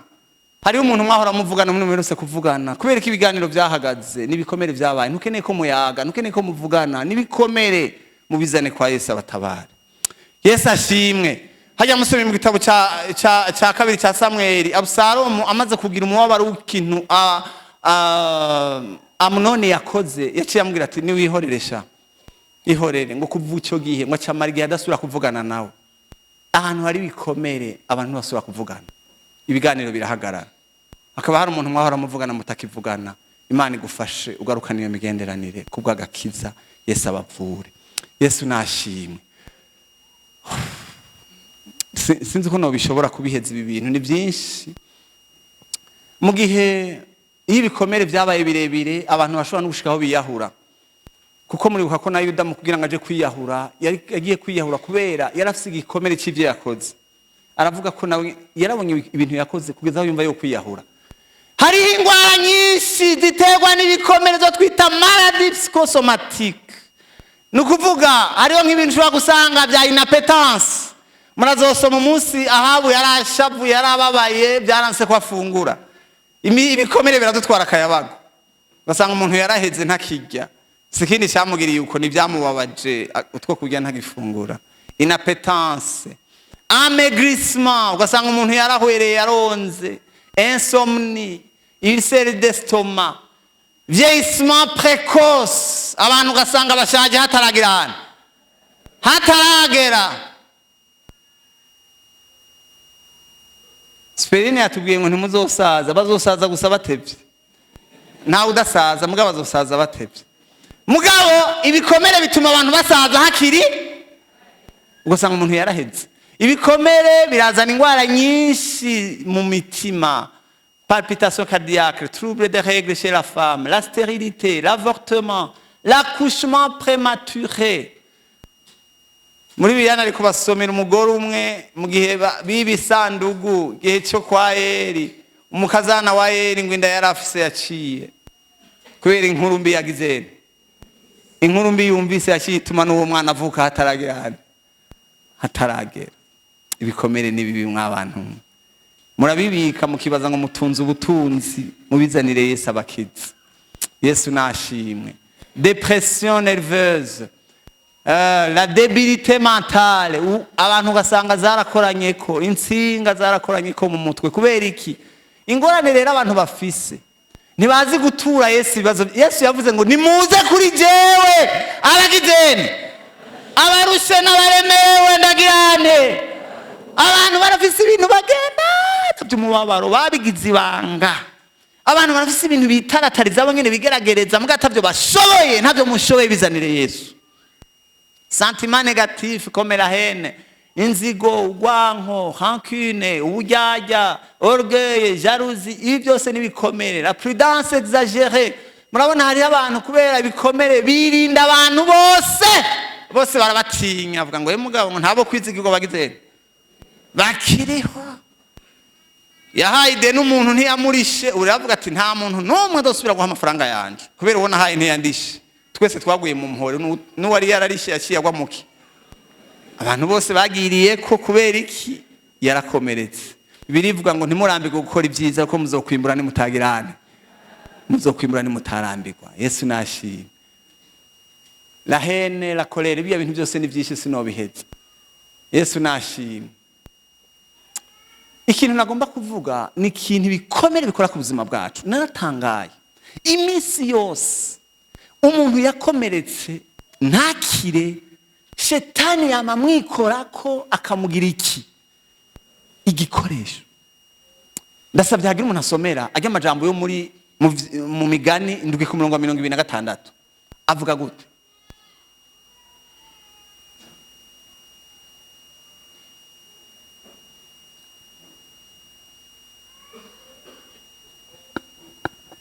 kuko yatsinze hasi abakomekejwe benshi, mbere abakomeye bishwe nawe n'isi. Nagomba uyu murongo uvuga ngo kuko yatsinze hasi abagize.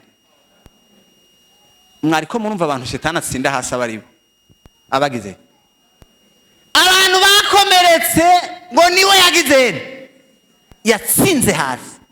Nagomba ndababwire ko uyu muntu afise umutima wakomeretse aba yigize prua, igikoresho shetani yikora ko akeneye kwica, ahinduka igikoresho cya shetani kugira ngo yice abandi. Yesu nadufashe. Shetani ngo yikora ku bikomere byacu kugira ngo yice umugambi w'Imana ku buzima bwacu. Yesu nashimwe. Murabona umuntu witwa Kayini kubera ibikomere yarafise yarishe umugambi w'Imana.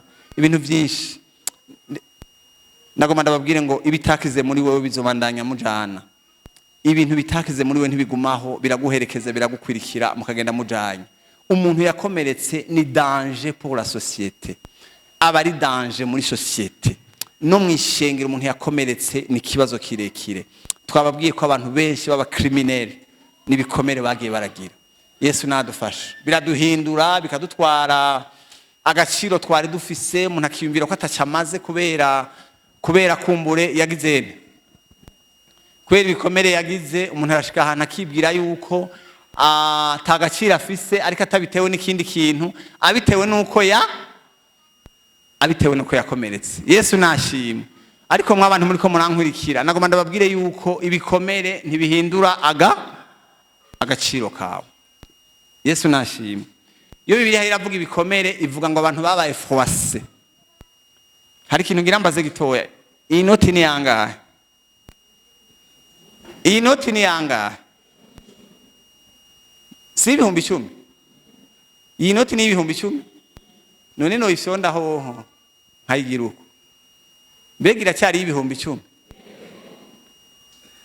No iterera aho no itora. Oya dusohotse no isanga. Mbega murazi cyo nagomba kubamenyesha. Nuko ibintu byabaye kuri inoti bitayitwaye iki?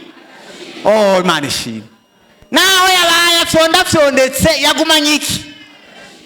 No isiga hamwe arabako tuzagutahira. Kuko agaciro kayo nikagize.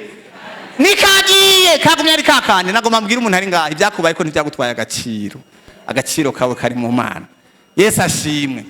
Hari abantu baje bari ikengereye bagideyone bavuga ngo jewe nandi iki kugira ngo nje kugira ukuntu kubera ibintu byamubayeko. Nagomba ndakuremesha ibyakubaye ko ntibyagutwaye agaciro. Yesu ashimwe. Ibyo nabivuze ko ibikomere bituma habaho kubaho tutagira icyo tunezwe, tutiyumvira ku bandi n'ibindi byinshi. Turabire hamwe inyifato zimwe z'abantu bakomeretse. Inyifato zimwe z'abantu bakomeretse. Ingene bavyitwaramo kandi inyifato mbi. Icyambere nicyo twita mask. Abantu benshi bakomeretse bace bagenda bifutse mask. Mask ça veut dire quoi? Ni kintu twita ubujyajya mu Penetekoti. Vuze ngwiki. Ni bimwe nahera ko mvuga ngo ya niki. Ngoya namahoro. Ariko ndatinya ko twakwirikiwe na wa mugani w'ikirundi vuga ngo waguhisha ko akwanka. Ahubwo si byadukwirikiranye. Tukavyinjirana no. Umuntu mukabana afite utuntu agendana kubera yakomeretse muga ntagirene. Nabikubwira agaca kubwira ngo ya namahoro. Ujya mugabo umuntu yitwa Absalomu yari yakomerekejwe n'ikintu Amunoni yakoreye mushikiwe. Urazi impanuro yamuhaye. Ntiyamubwiye ngo agende babitunganye eka. Ntawo dusomera uwo murongo. Ni murabigene yavuze. Nawe ariko aravirira n'indani, ariko arategura ubwicanyi. Muribuka ko mu nyuma Absalomu yaciyetegura ubwicanyi kuri muru ngo bavugana yitwa nde? Amunoni, mugabo mask.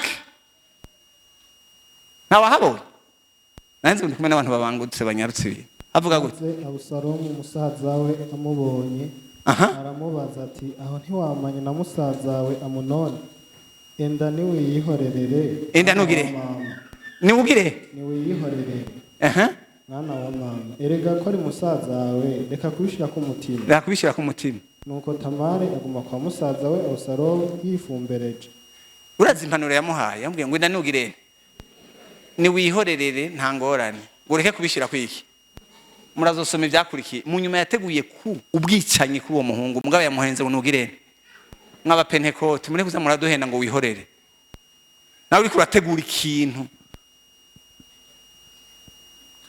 ubwicanyi mugabo yaragize ngira barahura ufite nibaza yuko Amunoni agiheza kubikora yari yiteze ko bace bamubaza ibyabaye mugabo Abusalomu cyaramuhanura ati ntagenda kimumubaza wihorere naho mwohora ngira uza kumubwira ati nta ngorane tutu mugabo nawe ari kategura iki iyo ni inyifato mbi y'abantu mw'abantu muri ngaha ndagomba nsaba umuntu yakomeretse aze kwa Yesu amubwize ukuri ati narakomeretse masike ntigukiza inyifato mbi ya kabiri nico twita justification kwisigura avuga ngo yarambabaje ngo ya nkaho umenga tuyarezo tu n'as pas raison nagomba ndababwire warakomeretse ngo kwa Yesu nta mpamvu ni mufise justification ivuga ngo naramerewe nabi soma murabi ibintu bajya abahungu bavuze igihe bica abo kwa Shekemu hari bajya abahungu rewe na Simiyoni bahigiye kwica bajya abantu murabi ibintu bavuze ntawo dusomera baramwishura bati mbega byari bibereye ko agirira mushiki wacu atyo murabizi ibintu bakoze aho yari maraya abo bantu ba Shekemu bagiye bafata mushiki wabo bantu Dina baramwonona baramugirira nabi nabo baca bazinduka mu gitondo ngo barabica bose umviriza insiguro batanze ngo none ngo yabona ko byari byoroshe ufite bariko barasigura igituma bisha abantu ntihage umuntu azosigura ivyo yakoze kubera yakomeretse les justifications icyakane novuga cya gatatu reka simbi icya gatatu mvuge ku cyakane nugufata ko igikomere ari ubuzima busanzwe hari abakristo benshi ibikomere babigize ubuzima bw'izene n'abantu bameze nka Namani barabikorana ibikorwa by'Imana barabiririmbana barabivugana ubutumwa mugabo baranse kubizana kwa Yesu ngo Yesu abatabara ibikomere si ubuzima busanzwe n'ubuzima budasanzwe Yesu agufasha abandi nabo ngo bibwira ngo igihe kizobiheza igihe nikibiheza ku muntu atagiye kwivuza ndababaza umuntu agwaye malaria yocakira kubera haciye iminsi hajye ugwaye malaria ucurindira ukwezi nguzoba wakize ucuguma mu nzu uti kubera ngo aye inyuma y'ukwezi nzoba nagize umuntu akira kubera yagize umuntu akira kubera yipfuje ibikomere byo mu bwana rero mu bwana hadukoreye iki murabona hari ibintu byatubaye ko mu bwana bwacu tukiri bato mugabo byaciye bikomeza kudicta notre adulte mu ubuto bwacu bwarubatse muri twebwe programme invisible mutigeze musaba kwibateresharije mwanyumvise ubuto bwacu bwarubatse programme muri twebwe tutigeze duteresharije ubundi ama programme nayo twiteresharije mugabo ibindi byari duteresharije ce programme influence la façon dont vous pensez sur vous-même et sur les autres. L'enfance pose les fondations émotionnelles de chaque individu. Le cerveau de l'enfant est en pleine construction et durant les premières années de vie, il enregistre tout.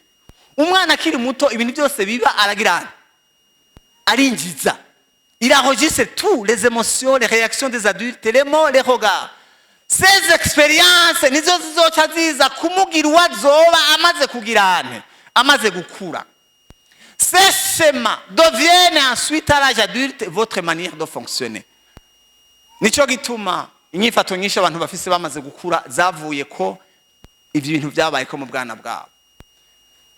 Kubera umwanya unjanye ngo mbasimbire ku makosa ku kintu ivyo bintu byagiye biravako abavyeyi kintu bakoze. Turabire hamwe quelques comportements parentaux qui causent les blessures des enfants. Inyifato mbi z'abavyeyi zituma abana bagirana. Sinogena ntavuze ibi bintu kandi cyampetse Yesu ashimwe. turabire hamwe inyifato mbi z'abavyeyi zituma abana bakomereka. Icambere, quelques comportements parentaux toxiques visibles. Ni inyifato mbi zigaragara. Hariho icyo twita parent inadéquat, uwo n'umuntu bavuga ko ari émotionnellement absent, incapable de répondre aux besoins affectifs des enfants. Hariho umuvyeyi umwana atazokwigana n'umusumu, umwana ngo amwisanzure kamubwira ati papa mama merewe uku, uwo muvyeyi sihari, abana ntaho bahurira, uwo muvyeyi ataha abana baryamye, akazinduka bagiye ku ishuri, abana ntibaze ko batunze umuvyeyi, basa n'imfuvyi kandi batunze nde? Batunze se na nyina. Parent contrôlant, hariho abavyeyi bakurikirana intambuko zose z'abana babo, batigera babemera ko ari cyo bokwimarira nabo bufata umwana imisi yose wanye ugiye si vrai. Gukurikirana umwana si bibi, munkurikirane neza, mugabo ugasanga umwana ntiwigeze umuha akantu nakamwe ko kwerekana ko nawe ugira initiative yiwe, ubuzima bwiwe bwose azokwama ibintu byose agomba kubimwereka kuko ntiwigeze umuha agahengwe. Parent critique, uwo muvyeyi nta kintu na kimwe azokwigera ashima. N'aba préfet de discipline mu mihira babaho, ibintu byose bama bashika batora amakosa gusa, nta kintu na kimwe ashima, si ku mugore wiwe, si ku mugabo wiwe, si ku mwana wiwe. Imisi yose ni préfet de discipline, imisi yose ashika atora amakosa. Bari herega bameze uko, nta cyiza ashika atora mu rugo, ashika atembagaza ibintu, era ibintu ngene byagenze, abantu nk'abo babaho. Yesu nadufashe. Rien n'est assez bien. Les commentaires dépréciatifs sont constants, ils n'encouragent jamais.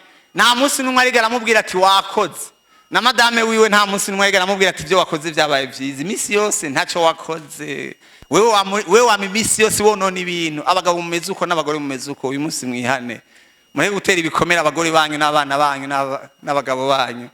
Bariho bameze uko. Yesu nadufashe, atakintu na kimwe bashima. Parent narcissique, hari abavyeyi batamenya ku mwana baho, abavyeyi batamenya ku mwana akeneye kurya, akeneye kwiga. Abavyeyi bariho bavyara gusa nk'ibikoko, abana bakagirana. Ivyo niko navuga ntibibaho. Hari abavyeyi bavyara isi ikaba ari izobamenye, akaba ari izobarera, batereraho. Si abavyeyi imbere murambabarira nkoreje n'iterme, ntabwo kuba umuvyeyi si ukuvyara kuko n'ibikoko biravyara. Kuba umuvyeyi nugushikana umwana kwisi, ukamukurikirana, ukamurera, ukamusohora, ukamutegurira akazoza. Yesu nadufashe. Hari abavyeyi bitwa abavyeyi mugabo bagejwe kuvyara gusa, umwana akamuterera kwisi, base wabo akaba ari bamenye ingene biga, bayinasenga akaba ari bamenye ingene bagira, kubera bagize isoni batumwana ntiyogwa muhira, akaba ari bazokuba bamenye. Kandi ntimugire ngo abo bantu benshi nuko batagira uburyo gusa, nta kintu na kimwe banezwe ku bana. Hariho icyo twita parent violent, yamagira icyo twita violence physique. Umuvyeyi yamarika arashwana gwana n'abana n'umugore, akamara intambara mu rugo, zamara induru. Ibyo bintu byose niko ndababwira, ce sont des comportements parentaux qui causent des blessures aux enfants. Muriko muravyumva? Umwana yahevye ishuri kubera abavyeyi banse kumufasha, banse kumushigikira. Turabira hamwe rero quelques comportements parentaux qui causent des blessures. OK. Dirya nazo ni comportements parentaux toxiques mugabo ziri murabona, hari umuntu aba mubi akagirana, akavyerekana, akaba n'umuntu afise ububi butagirana. Aho rero ngoma ndahavuge muhitondere, turahakwa gusangana tutwarabaye babi, tutagizene, tutabizi. Icambere kiya ndiko ndavuga nico twita négligence émotionnelle. Négligence émotionnelle nukuvuga ngo l'absence de validation émotionnelle, le manque d'intérêt pour le monde intérieur de l'enfant, l'incapacité à nommer, à accueillir les émotions de l'enfant qui cause un sentiment de vide intérieur. Bisigura iki ndiko ndavuga? Hari umuvyeyi yibaza ko umwana akeneye ivyarya gusa, yibaza ko umwana akeneye impuzu gusa. Abana mukabarihira amashuri, mukabakorera bya bindi byose, mukabakorera bya bindi byose bashaka, muga mukibagira ku mwana arafise un vide intérieur, arafise igice cyitwa emotion, arakeneye uwo baganira, arakeneye uwo bavugana, ukavuga ngo none nakwimye iki, ngo nico ntaguhana igiki. hakaba n'abagabo bameze uko no ku bagore babo kugira ngo mwereke ko ariho amugurira impuzu gusa. Mbona ninakwimye iki ngo raso sindayiguha. Ngo raso sindayiguha, impuzu sindakugurira, si ibyo gusa akeneye. Hari agaposhe emotionnel gakeneye kuzuzwa.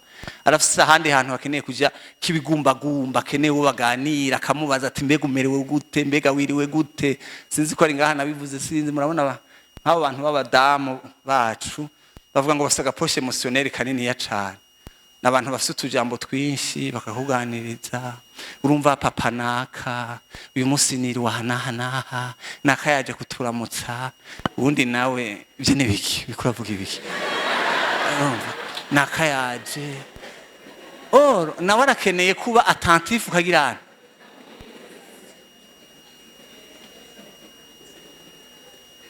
Mwabakenyezi ndababesheye ibyo mvuze nibyo cyangwa sibyo? Murabikeneye? Yesu nashimwe. Murabona ukuntu bameze, barakeneye ku mwanya wose muganira, ukamubwira akakubwira, nawe hari usanga nawe yihangiwe n'ingene ni parcelle akeneye kugura, two tudetails ingorane ibindi bintu ibereye ku matelefone. Ngibye kuravuga nibiki? Ngibye kuravuga nibiki? Icyo ndiko ndavuga ni ikintu cyitwa négligence émotionnelle. Nagomba ndababwire ko umuntu agizwe n'ibice bitatu, agizwe n'impwemu n'ubugingo n'umubiri. Ibyo bice byose kugira ngo umuntu abe muzima amererwe neza bikeneye kuba bihagijwe neza. Nubwo tuvuge ngo umuntu wamugaruye ibyo kurya bihaza umubiri ngo wamufashije byose byahetse, hari ikindi gice gikeneye kuronka ibigifasha cyitwa igice émotionnel. Yesu nashimwe. Le style d'attachement ne reste pas dans le berceau. Muravyumva rero, uwo mwana atakorewe ibyo bintu bizoca byiyubaka no mu myaka yiwe y'ubukuzi. Muravyumva neza kubera namwe ntavyo yakorewe. Biga sino bija ko umwanya ntiwonyemerera agena style d'attachement. Abantu usanga bameze uko bameze kubera ibintu bakuye mu buto bwabo.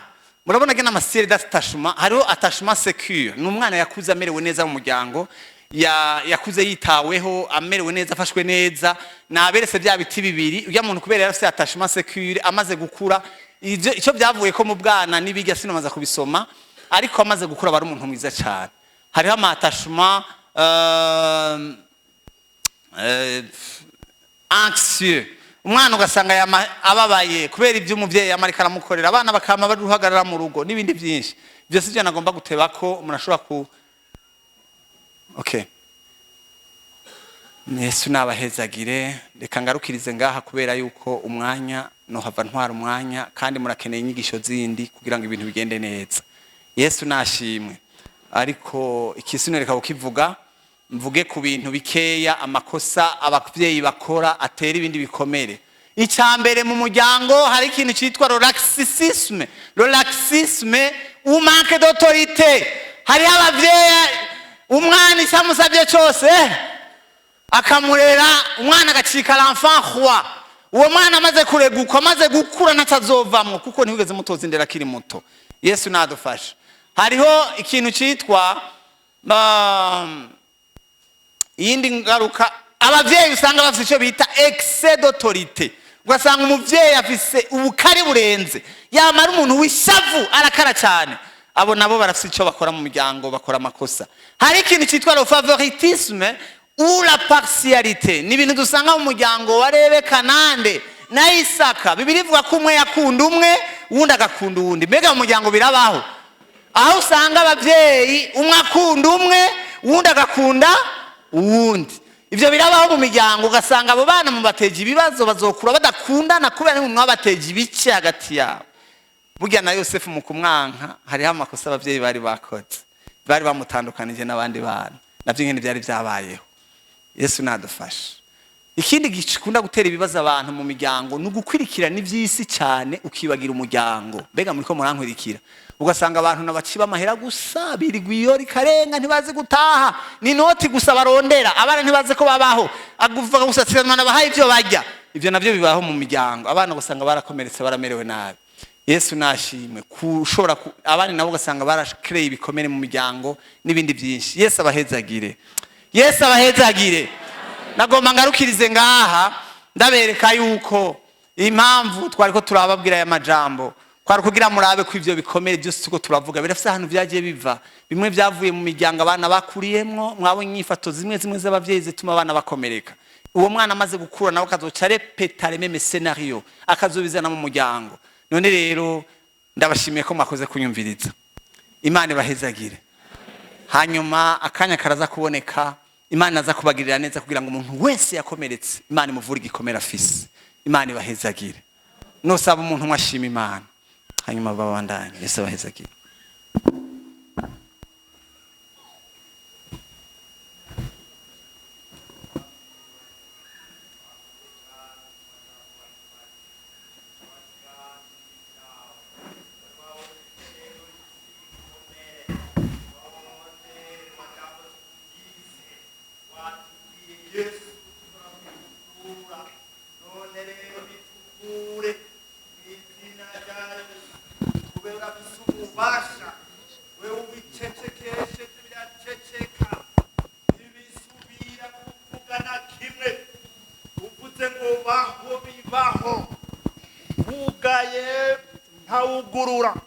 Wuguruye ntawugara mw'izina rya Yesu.